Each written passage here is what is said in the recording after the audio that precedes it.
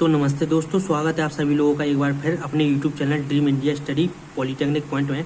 देखिए, आज हम बात करेंगे industrial electronic and control subject के बारे में।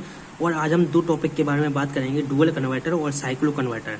इसी के साथ आपका लेसन 3 कंप्लीट हो जाएगा। ठीक है, तीसरा लेसन आपका आज पूरा खत्म होने वाला है।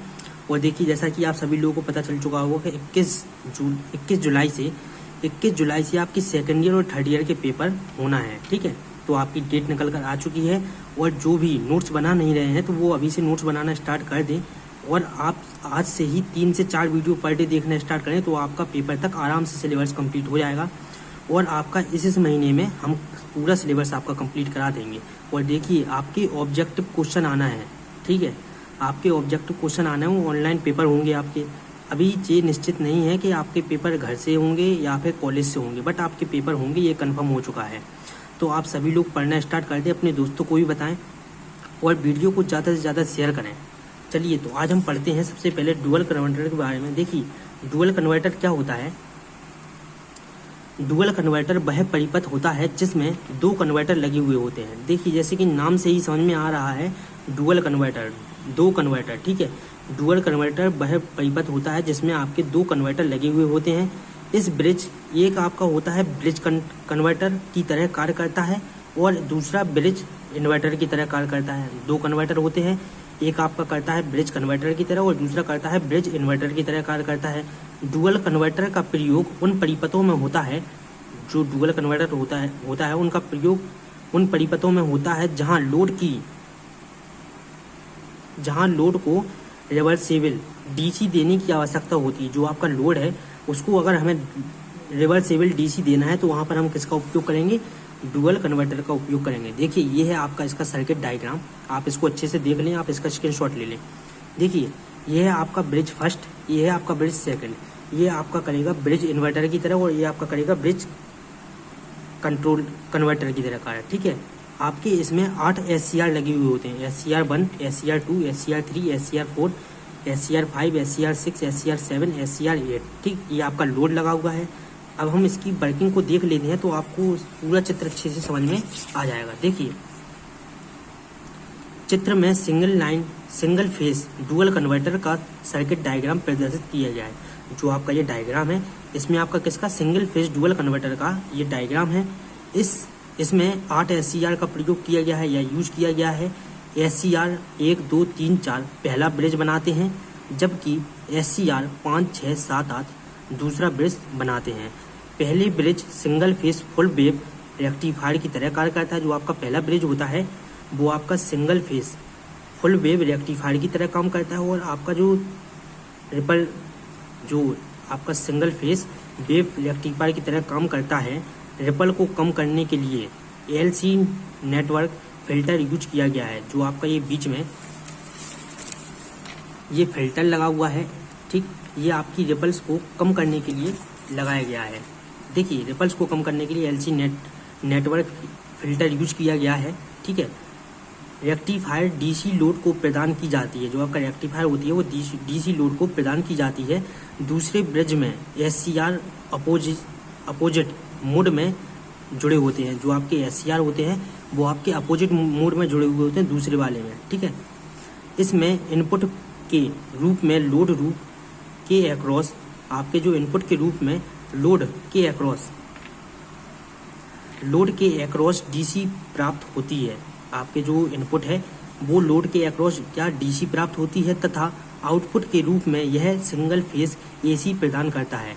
आउटपुट के रूप में यह क्या करता है, आपका सिंगल फेस AC प्रदान करता है। देखिए, आप इसके माध्यम से समझ सकते हैं पूरा आपका इनपुट क्या है, AC दिया जा रहा है, रेक्टिफायर्स की सहायता से इसको DC में परिवर्तित करते हैं। फिर आपका यहाँ पर फिल्टर लगा हुआ होता है, फिर फिल्टर के बाद हमारा फिल्टर DC हो जाता है। इसके बाद लोड के बाद इन्वर्टर और फिर आउटपुट हमको क्या मिलता है, AC सिंगल फेस AC प्रदान होता है।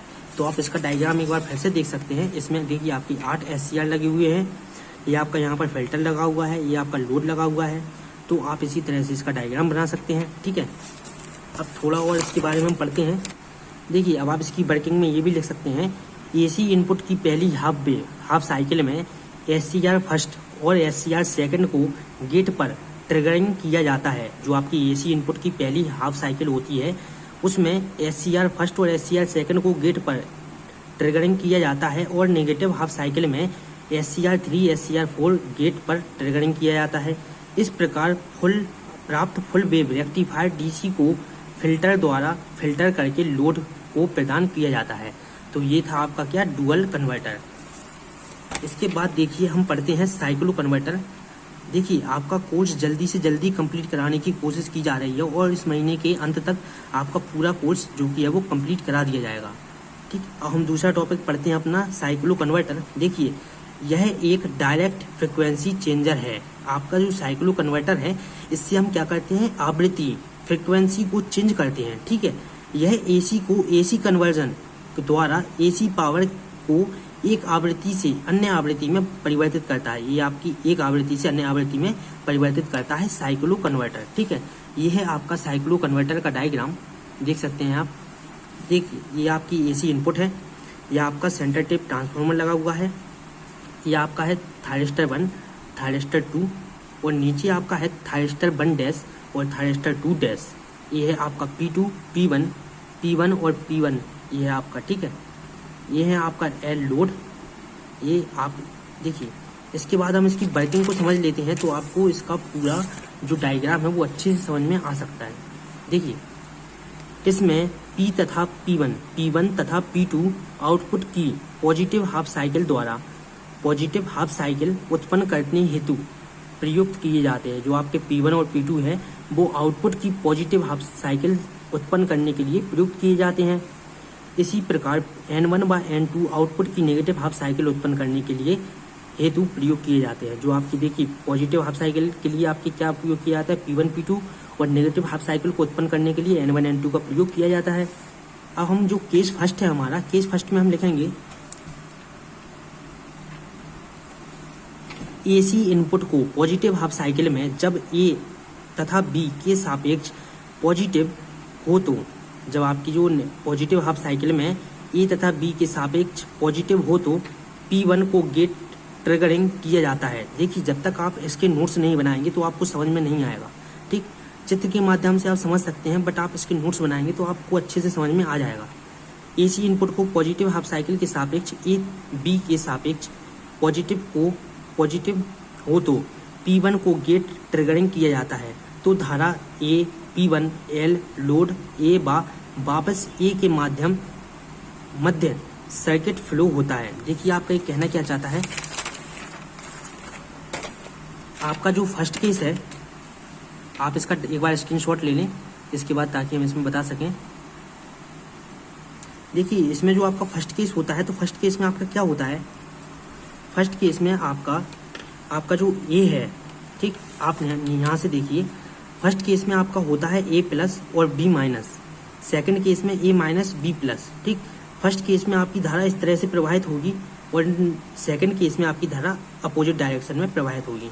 जो फर्स्ट केस है इसमें आपकी धारा इधर से जाएगी, ठीक, और यहाँ से A प्लस लेकर ऊपर की ओर थायरिस्टर 1 को ऑन करती हुई नीचे से आकर लोड से L लोड से होती हुई फिर इसके बाद लोड पर जाती हुई O पर यहाँ पर वापस आ जाएगी।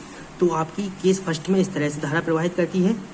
ठीक है, और आपका जो केस सेकंड है नीचे वाला, ठीक, यहाँ पर आपकी धारा अपोजिट डायरेक्शन में प्रवाहित करेगी, B से जाएगी। ठीक, थायरिस्टर 2 डैश को ओपन करती हुई N2 से होती हुई आपकी L पर जाकर लोड से होती हुई फिर O पर जाकर वापस आएगी।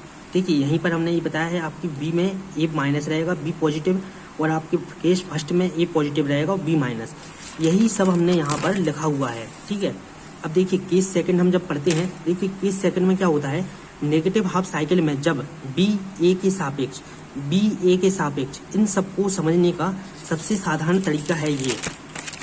जब भी सापेक्ष वगैरह कुछ भी पूछे आप केवल ये याद करें, देखिए A plus B minus first case में और सेकंड केस में A माइनस और B प्लस। ठीक है, नेगेटिव हाफ साइकिल में जब B A के सापेक्ष नेगेटिव पॉजिटिव होती है, मतलब अब जब आपका B पॉजिटिव होता है और आपका क्या होता है A नेगेटिव होता है, तो P1 को फायर किया जाता है। जो आपका P2 होता है उसको हम फायर करते हैं, P1 इस समय ऑफ रहता है। ठीक है, P2 को हम फायर करते हैं और आपका P1 ऑफ रहता है। ठीक है, तो धारा B2 P2 L load O व B के मध्य सर्कुलेट करती है। मतलब आपका B2 से होती हुई P2 पर जाएगी, फिर L पर जाएगी, फिर लोड पर जाएगी, फिर O पर आएगी और फिर वापस आपकी B पर आ जाएगी। इस तरह से आपकी धारा सर्किट में फ्लो होती रहती है। ठीक है, इसके बाद हम इसमें लिखेंगे अतः लोड में धारा का डायरेक्शन पिछले हाफ साइकिल की डायरेक्शन के समान होता है। जो आपका केस सेकंड है वो फर्स्ट से अपोजिट है। ठीक, आप इतना याद रखिएगा। जो आपका आप देखिए थर्ड है, थर्ड केस में क्या होगा, अब इनपुट अगली हाफ साइकिल में पुनः P1 को गेट किया जाता है और तो इस प्रकार इनपुट की 3 हाफ साइकिल में धारा लोड में L से 0 की तरफ बहती है। मतलब कि आपका केस और फर्स्ट और सेकंड लिखना देखिए इंपॉर्टेंट है। इसके बाद आपकी साइकिल आगे की तरफ जाती रहेगी। ठीक, देखिए आप इसका वेव डायग्राम देख लें, इसका वेव डायग्राम का स्क्रीनशॉट ले लें।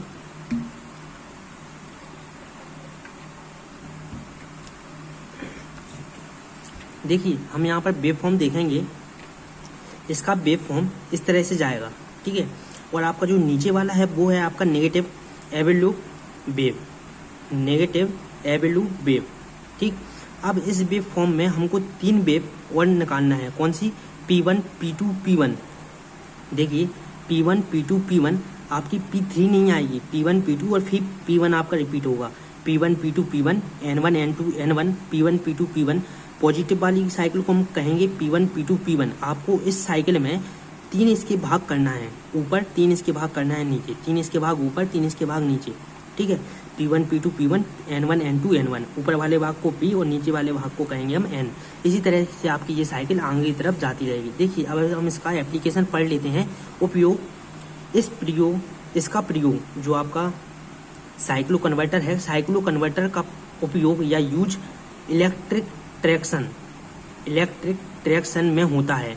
रेलगाड़ी जैसे कि देख, रेलगाड़ी में साइक्लो कन्वर्टर का मुख्य अनुप्रयोग निम्न गति की उच्च क्षमता वाली AC मोटर 1500 किलोवाट के प्रचालन के लिए किया जाता है। ठीक है, तो ये था आपका किसका, इसका यूज साइक्लो कन्वर्टर का। देखिए आज की वीडियो में हम 2 टॉपिक के बारे में डिस्कस किया, डुअल कन्वर्टर और साइक्लो कन्वर्टर। इसी के साथ हमारा लेसन 3 खत्म हो चुका है पूरी तरह से। अगर आपको लेसन 1 और 2 के बारे में पढ़ना है तो आप वीडियो की डिस्क्रिप्शन में जाएं, वहाँ पर आपको सभी सब्जेक्ट की लिंक मिल जाएगी। और अगर आपको वीडियो अच्छी लगी हो तो लाइक कमेंट करें और अपने दोस्तों के साथ भी शेयर करें ताकि उनको भी इस चीज़ का फ़ायदा हो सके। और आप सभी लोग अभी से नोट्स बनाना स्टार्ट कर दें। देखिए अगर ऑब्जेक्टिव क्वेश्चन भी आते हैं तो आपको उस चीज़ के बारे में पता होना चाहिए और पता होने के लिए आपको पढ़ना पड़ेगा। ठीक है, तो इसलिए आप रोज़ की 2 या 3 वीडियो अगर अभी से देखना स्टार्ट कर देते हैं तो पेपर तक आपका सिलेबस भी ख़त्म हो जाएगा और इस महीने के अंत तक आपका सारा सिलेबस हम ख़त्म करा देंगे। उसके बाद आपका रिवीजन होगा और आपको किस तरह से आपके ऑब्जेक्टिव क्वेश्चन आएंगे उसके बारे में भी डिस्कस किया जाएगा। ठीक है, तो आप जरा भी टेंशन ना लें, आप बस केवल पढ़ते हुए चलें। ठीक है, और नोट्स बनाते हुए चलें। अगर वीडियो अच्छी लगी हो तो लाइक कमेंट और अपने दोस्तों के साथ शेयर करें। और अगर आप चैनल पर नए हो तो चैनल को जल्दी सब्सक्राइब करें और बेल आइकन को भी ऑन करें ताकि आपको ऐसी वीडियो और भी मिलती रहे। तो नमस्ते, मिलते हैं अगली वीडियो लेक्चर में।